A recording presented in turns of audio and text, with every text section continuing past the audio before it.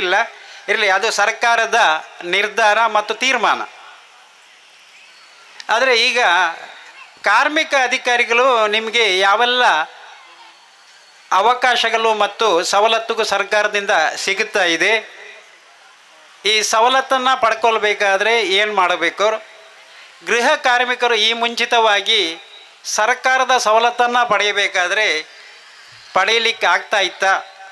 ಯಾಕಂತ ಹೇಳಿದರೆ ಗೃಹ ಕಾರ್ಮಿಕರು ಅಂತೇಳಿದರೆ ಮೊಸರೆ ತೊಳೆಯುವವರು, ಬಟ್ಟೆ ತೊಳೆಯುವವರು, ಅದೇ ರೀತಿ ಮನೆ ಒರೆಸುವವರು, ಮನೆ ಗುಡಿಸುವವರು, ಇದೆಲ್ಲವೂ ಕೂಡ ಸೇರಿ ಗೃಹ ಕಾರ್ಮಿಕರಾಗುತ್ತೆ.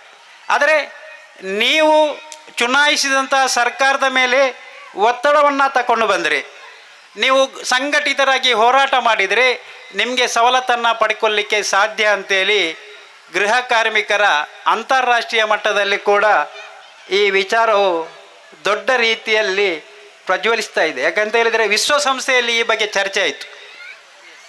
ಯಾಕಂತ ಹೇಳಿದರೆ ನಾವು ಕುಡಿಯುವಂಥ ನೀರು, ಬರೀ ನೀರು ನಾವು ಕುಡಿಯುವಂಥ, ಅದು ಹುಟ್ಟುವಂಥ ಸ್ಥಳ ಒಂದು ತೊರೆ ಆಗಿರ್ತದೆ.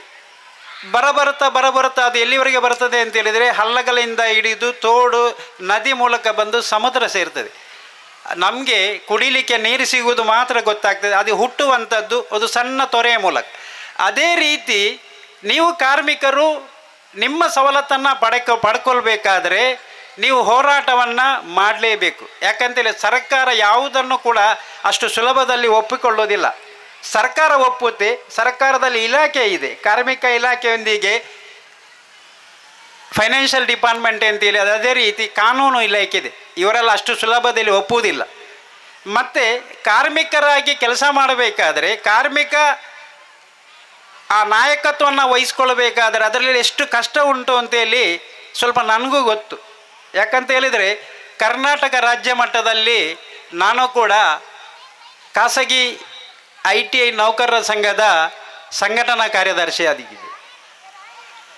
ಯಾಕಂತ ಹೇಳಿದರೆ ಎಲ್ಲ ಜಿಲ್ಲೆಯಲ್ಲಿ ಕೂಡ ನಾವು ಹೋಗಬೇಕಾಗ್ತದೆ ಸಂಘಟನೆಯನ್ನು ಮಾಡಬೇಕಾದರೆ, ಆದರೆ ಅದರ ಪ್ರತಿಫಲ ನಮಗೆ ಸಿಗ್ತದೆ ಅಂತೇಳಿ ಅಲ್ಲ.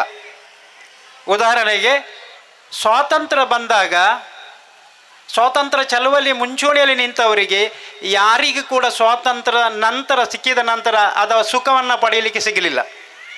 ಅದರ ಸುಖವನ್ನು ನಾವು ಇವತ್ತು ಅನುಭವಿಸ್ತಾ ಇದ್ದೇವೆ.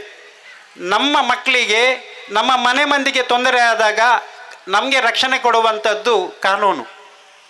ಈ ಕಾನೂನು ರಕ್ಷಣೆ ಕೊಡಬೇಕಾದರೆ ಕಾನೂನನ್ನು ಜಾರಿ ಮಾಡುವಂಥ ಆ ಸಂಸ್ಥೆಯಲ್ಲಿ ನಮ್ಮ ಪ್ರತಿನಿಧಿಗಳು ಇರ್ತಾರೆ, ಜನಪ್ರತಿನಿಧಿಗಳು.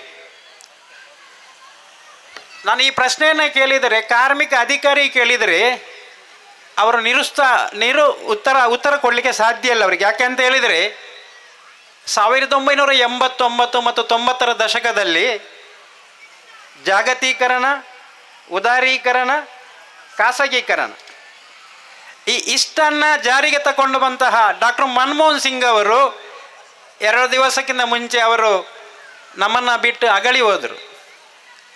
ಆದರೆ ಇವತ್ತಿನ ಕಾರ್ಮಿಕ ಕಾನೂನುಗಳು ಕಾರ್ಮಿಕರನ್ನು ರಕ್ಷಣೆ ಮಾಡುವ ಸ್ಥಿತಿಯಲ್ಲಿದೆಯಾ? ಯಾಕಂತ ಹೇಳಿದರೆ ನಾನು ಒಬ್ಬ ಜನಪ್ರತಿನಿಧಿ ಆಗಿದ್ದವ. ಆದರೆ ಸಾಧಾರಣ 40 ಕಾನೂನುಗಳಿತ್ತು, ಕಾರ್ಮಿಕರ ಕಾನೂನುಗಳು. ಅದನ್ನು ಬರೀ 4ಕ್ಕೆ ಇಳಿಸಿಬಿಟ್ರು. ಈ 4ರಲ್ಲಿ ಕೂಡ ಕಾರ್ಮಿಕರಿಗೆ ಭದ್ರತೆ ಎಂಬುದಿಲ್ಲ. ಒಂದು ಯಾವುದೇ ಒಂದು ಕೆಲಸ ಅದರ ಸ್ವರೂಪ ಪರ್ಮನೆಂಟ್ ಆಗಿದ್ದರೆ ಅಲ್ಲಿ ಕೂಡ ಕಾಂಟ್ರಾಕ್ಟ್ ಬೇಸಿಸನ್ನು ಇಂಟ್ರೊಡ್ಯೂಸ್ ಮಾಡ್ತಾ ಇದ್ದಾರೆ. ಇಲ್ಲಿ ಹೆಚ್ಚಿನ ಜವಾಬ್ದಾರಿ ಇರುವಂಥದ್ದು ಕಾರ್ಮಿಕ ಅಧಿಕಾರಿಗಳಿಗೆ, ಇಲಾಖೆಗೆ. ಯಾಕೆಂತೇಳಿ ಗೃಹ ಕಾರ್ಮಿಕರು ಯಾವುದೇ ಒಂದು ಮನೆಯಲ್ಲಿ ಕೆಲಸ ಮಾಡುವಾಗ ತನಗೆ ಸವಲತ್ತನ್ನು ಕೊಡಬೇಕಂತ ಮಾಲೀಕನ ಹತ್ರ ಕೇಳಿದಾಗ ಮಾಲೀಕ ಅಷ್ಟು ಸುಲಭವಾಗಿ ಕಾರ್ಮಿಕರಿಗೆ ಯಾವುದೇ ಸವಲತ್ತನ್ನು ಕೊಡಲಿಕ್ಕೆ ಸಾಧ್ಯ ಇಲ್ಲ. ಯಾಕೆಂತೇಳಿ ಒಂದು ದಿವಸ, ವಾರದಲ್ಲಿ 1 ದಿವಸ ರಜೆ ಕೊಡಬೇಕಂತೇಳಿದೆ, ಹೌದಾ? ಆದರೆ ಈ ರಜೆಯನ್ನು ಕೊಟ್ಟಾಗ ಮಾಲೀಕ ಒಪ್ಪಬಹುದು. ಮಾಲೀಕನ ಮನೆಯಲ್ಲಿರತಕ್ಕಂಥ ಮಾಲೀಕನ ಹೆಂಡತಿ ಎಲ್ಲ ಬೇಲೆ ಮಲ್ಪನೇರು ಮೂಲು ನೆಲ ಒರೆಸಿನೇರು ಸಂಬಂಧದಕ್ಕಲು ಬರ್ಪೇರು ಇಲ್ಲಿ ಕೆಲಸ ಮಲ್ಪನಕ್ಕಲು ಏರು ಅಂತೇಳಿ. ಆಗ ದೂರನ್ನು ಹಿಡ್ಕೊಂಡು ಕಾರ್ಮಿಕ ಇಲಾಖೆಗೆ ಹೋದರೆ ಅವರಿಗೆ ಸಾಲ್ವ್ ಮಾಡಲಿಕ್ಕೆ ಅಷ್ಟು ಸುಲಭ ಅಲ್ಲ. ಇದರಲ್ಲಿ ಕಾರ್ಮಿಕರು ಮತ್ತು ಕಾರ್ಮಿಕ ಇಲಾಖೆ ಅದರ ಒಟ್ಟಿಗೆ ಸರ್ಕಾರ ಕೂಡ ಕೈ ಜೋಡಿಸಬೇಕು. ಇದರಲ್ಲಿ ಇನ್ನೊಂದು ಇದೆ, ಸಬಲೀಕರಣ ಯೋಜನೆ ಅಂತೇಳಿ. ಸಬಲೀಕರಣ ಮಾಡುವಂಥದ್ದು ಯಾವುದು? ಈಗಿನ ಕೇಂದ್ರ ಸರ್ಕಾರ ಆಗಲಿ ರಾಜ್ಯ ಸರ್ಕಾರ ಆಗಲಿ ಎಲ್ಲರೂ ಕೂಡ ಸಬಲೀಕರಣ ಮಾಡುವಂಥದ್ದು ಮಹಿಳೆಯರನ್ನೇ ಹೊರತು ಮಹನೀಯರನ್ನು ಸಬಲೀಕರಣ ಮಾಡುವ ಯೋಜನೆ ಒಂದೇ ಒಂದು ಇಲ್ಲ. ಗೃಹಲಕ್ಷ್ಮಿ ಯೋಜನೆ ಬಂತು, ಯಾರಿಗೆ ಹಣ ಬರೋದು? ಯಾರಿಗೆ ಬರ್ತದೆ? ಮಹಿಳೆಯರಿಗೆ. ಶಕ್ತಿ ಬಸ್ಸಲ್ಲಿ ಹೋಗುವಂಥದ್ದು ಯೋಜನೆ ಬಂತು, ಯಾರು ಹೋಗೋದು ಅದರಲ್ಲಿ? ಮಹಿಳೆಯರು. ಅದ ನಂತರ ಎಲ್ಲ ಯೋಜನೆಗಳು ಕೂಡ ಸರ್ಕಾರ ಹಕ್ಕುಪತ್ರ ಕೊಡುವಾಗ ಕೂಡ ಮನೆ ಕಟ್ಟುವುದು ಮನೆಯ ಯಜಮಾನ, ಆದರೆ ಹಕ್ಕುಪತ್ರ ಕೊಡುವಾಗ ಸರ್ಕಾರದ ತೀರ್ಮಾನ ಪೊಂಜೋಲ್ನ ಪದಾರು ಮಾತ್ರ ಕೊರಪೀರಿ ಇಜ್ಜನ ನಿಕಲು ಮಾರುವಾರು ಅಂತೇಳಿ. ನಮಗೆ ಗಂಡಸರಿಗೆ ಅಂತ ಹೇಳೋದು, ನೀವು ಮಾರ್ತೀರಿ, ನಿಮ್ಮ ಹೆಸರಲ್ಲಿ ಹಕ್ಕುಪತ್ರ ಕೊಡಲಿಕ್ಕೆ ಆಗೋದಿಲ್ಲ. ಸರ್ಕಾರದ ಎಲ್ಲ ಯೋಜನೆ ಕೂಡ ಸಬಲೀಕರಣಕ್ಕೆ, ಮಹಿಳಾ ಸಬಲೀಕರಣಕ್ಕೆ ಹೆಚ್ಚು ಒಂದು ಒತ್ತನ್ನು ಕೊಟ್ಟು ಸರ್ಕಾರ ಮಾಡ್ತಾ ಇದೆ. ಎಲ್ಲ ಗ್ಯಾರಂಟಿ ಯೋಜನೆ ಕೂಡ ಸರ್ಕಾರ ಮಹಿಳೆಯರನ್ನು ಕೇಂದ್ರೀಕೃತವಾಗಿದ್ದುಕೊಂಡು ಜಾರಿಗೆ ತರ್ತಾ ಇದೆ, ತರಬೇಕು. ಯಾಕೆಂತ ಹೇಳಿದರೆ ಮಹಿಳೆ ಕಾರ್ಮಿಕಲಾಗಿರ್ಬೋದು, ಆದರೆ ಮನೆಯಲ್ಲಿ ಕೆಲಸ ಮಾಡುವಾಗ ಕೂಡ ಅವಳು ಕಾರ್ಮಿಕಲಾಗಿ ಒಂದು ದಿವಸವೂ ರಜೆ ಇಲ್ಲದೆ ದುಡಿಯುತ್ತಾಳೆ. ಯಾಕಂತ ಹೇಳಿದರೆ ಗಂಡಸರಿಗೆ ಅಥವಾ ವ್ಯಾಪಾರಸ್ಥರಿಗೆ ಒಂದು ದಿವಸ ರಜೆ ಇದ್ದರೂ ಕೂಡ ಮಹಿಳೆಯರಿಗೆ ಬೆಳಿಗ್ಗಿಂದ ರಾತ್ರಿಯವರೆಗೆ ಮನೆ ಕೆಲಸ ಮಾಡಲೇಬೇಕು, ಅದಕ್ಕೆ ಸಂಬಳ ಇಲ್ಲ, ಉಂಟಾ? ಆದರೆ ಈ ಕೆಲಸ ಮಾಡಬೇಕಾದರೆ ತನಗೆ ಆಯಾಸ ಆಗಿದೆ, ನನಗೆ ಕೂಡುವುದಿಲ್ಲ, ಮೈ ಹುಷಾರಿಲ್ಲ, ನನಗೆ ತಲೆನೋವು, ನನ್ನ ಕಾಲು ಸೆಳೆಯುತ್ತಾ ಇದೆ ಅಂತ ಹೇಳಿದರೂ ಕೂಡ ಆ ಕೆಲಸವನ್ನು ಅವರೇ ಮಾಡಬೇಕು. ಆಗ ನಾವು ಮಹಿಳೆಯರಿಗೆ ನೀವು ಜಾಗೃತರಾಗಿರಿ ಅಥವಾ ನೀವು ಸಬಲೀಕರಣ ಹೊಂದಿ, ಅದಕ್ಕಿಂತಲೂ ಜಾಸ್ತಿಯಾಗಿ ನಾವು ಮಹಿಳೆಯರಿಗೆ ಹೆಚ್ಚು ಗೌರವವನ್ನು ಕೊಡಬೇಕಾಗ್ತದೆ. ಈ ಕೆಲಸವನ್ನು ಮಾಡುವಂಥದ್ದು ಈ ಸಮಾಜವನ್ನು ಒಂದು ರೀತಿಯಲ್ಲಿ ವ್ಯವಸ್ಥಿತವಾದ ಒಂದು ಇದಕ್ಕೆ ತಗೊಂಡೋಗಬೇಕಾದ್ರೆ ದೊಡ್ಡ ಪಾತ್ರ ಇರೋದು ಮಹಿಳೆಯರದು. ಏನೇ ಆಗಲಿ ಸಂಘಟಿತರಾಗಿ, ಮತ್ತು ಅಲ್ಪ ಸ್ವಲ್ಪ ನಿಮ್ಮಲ್ಲಿ ಏನಾದರೂ ಭಿನ್ನಾಭಿಪ್ರಾಯಗಳು ಇರಬಹುದು. ಸಂಘಟನೆ ಬೆಳೀತಾ ಬರುವಾಗ ಸಂಘಟನೆಯಲ್ಲಿ ಭಿನ್ನಾಭಿಪ್ರಾಯ ಅಥವಾ ನಾನು ಹೇಳಿದ್ದೇ ಆಗಬೇಕು ಅಥವಾ ನನ್ನ ಅನಿಸಿಕೆಯೇ ಜಾರಿಯಾಗಬೇಕು, ಇಂಥದ್ದೆಲ್ಲ ಸಣ್ಣ ವಿಚಾರವನ್ನು ಬಿಟ್ಟು ನೀವು ಇನ್ನಷ್ಟು ಜಾಗೃತರಾಗಿ ಹೋರಾಟ ಮಾಡಬೇಕು. ಮತ್ತು ಒಂದು ಲಾಸ್ಟ್ ನನ್ನ ಒಂದು ಮಾತು ಹೇಳ್ತಾ ಇದ್ದೇನೆ, ಬರೀ ನಿಮ್ಮ ಬಗ್ಗೆ ನೀವು ಯೋಚನೆ ಮಾಡಿದರೆ ಈ ಸಮಾಜ ಈ ಸಮುದಾಯ ಮುಂದೆ ಹೋಗೋದಿಲ್ಲ. ಯಾಕಂತ ಹೇಳಿದರೆ ನಿಮ್ಮಿಂದ ಏನು ಮಾಡಬೇಕು ಅಂತ ಹೇಳಿದರೆ ಮದ್ಯ ವ್ಯಸನ ಆಗಲಿ ಅಥವಾ ಗಾಂಜಾ ಅಥವಾ ಇನ್ನಿತರ ದುಶ್ಚಟದ ವಿರುದ್ಧ ನೀವು ಅಭಿಯಾನವನ್ನು ಕೈಗೆತ್ತಿಕೊಳ್ಳಬೇಕು. ನೀವು ನಿಮ್ಮ ಪ್ರದೇಶದಲ್ಲಿ ಒಂದು ಲಿಮಿಟೇಷನನ್ನು ತಗೊಂಡು ನೀವು ಮನೆ ಮನೆಗೆ ಜಾಗೃತಿಯನ್ನು ಮೂಡಿಸಬೇಕು.